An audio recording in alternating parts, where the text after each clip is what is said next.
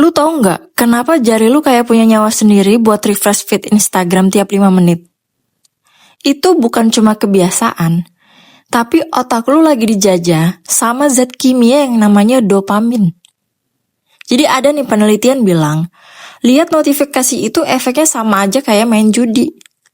Lu kecanduan ketidaktahuan yang lu buat-buat sendiri. So, yuk kita bedah kenapa otak kita bisa sekacau itu. Halo, selamat datang di Seketika Rasa, tempat di mana realitas sering datang tanpa permisi. Hari ini kita bakal ngomongin penyakit mental yang paling hits di kalangan kita, tapi sering gak dianggap sakit sama orang-orang. Apa itu? FOMO versus JOMO. Nah, buat lo yang ngerasa harus selalu ada biar gak dianggap gak asik, dengerin baik-baik ya. Siapkan telinga, turunin ego, kita masuk ke sesi deep talk. Intinya, lo itu takut ketinggalan, takut gak tahu tren baju terbaru, takut gak diajak nongkrong, sampai takut gak tahu berita artis yang sebenarnya gak ada urusan sama kehidupan lo. Kenapa sih bisa begini? Ya, karena lo tuh denial. Lo bilang lo butuh informasi, padahal lo cuma butuh pengakuan aja gitu. Lo takut kalau lo gak ikut, lo bakal hilang dari radar dunia. Padahal mah, dunia juga tetap muter kan, meski lo gak nge-repost story orang. Ada seorang psikolog namanya Leon Festinger. Dia itu punya teori namanya social comparison theory. Manusia itu emang punya insting buat ngebandingin dirinya sama orang lain. Tapi masalahnya apa? Dulu tuh orang cuma ngebandingin dirinya sama tetangga sebelah aja. Tapi sekarang kita tuh ngebandingin hidup kita yang lagi dasteran ya sama hidup influencer yang lagi jalan-jalan di Paris yang udah gede. Ya gak nyambung dong. Terus ada nih dokter, namanya Dr. Andrew Sibilski dari Oxford. Dia itu yang pertama kali neliti FOMO secara ilmiah. Nah, menurut dia FOMO itu muncul karena kebutuhan dasar lu akan koneksi gak terpenuhi. Jadi lu merasa kesepian nih, terus lu lari ke medsos. Padahal semakin lu lihat layar, lu akan makin ngerasa terisolasi gitu. Dan lu tuh denial kalau lu butuh temen beneran. Bukan cuma viewer story aja. Ini tren yang lebih mahal daripada iPhone seri terbaru.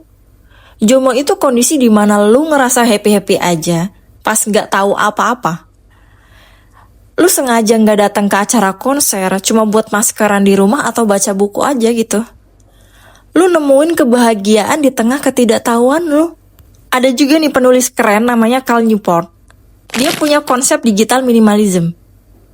Dia bilang kalau lu mau sukses di zaman sekarang, lu harus berani hilang. Jadi kita tuh fokus ke hal-hal yang bener-bener penting aja gitu.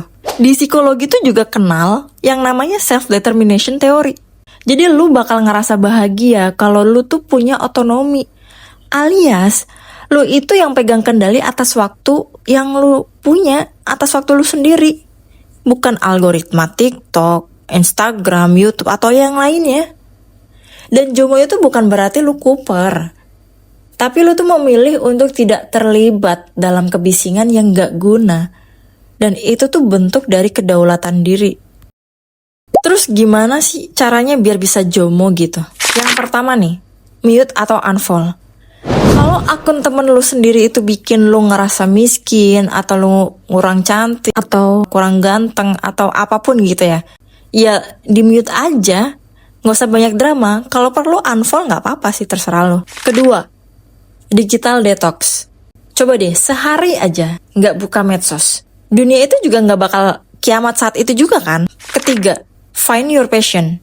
Lu FOMO biasanya karena lu gak punya kesibukan yang lu cintai. Dan lu tuh cuma jadi penonton hidup orang aja karena hidup lu sendiri gak ada tontonannya. Jadi lu harus tahu apa sih passion lu. Kalau lu punya hobi, lakuin aja semuanya. Jadi lu tuh fokus sama diri lu sendiri.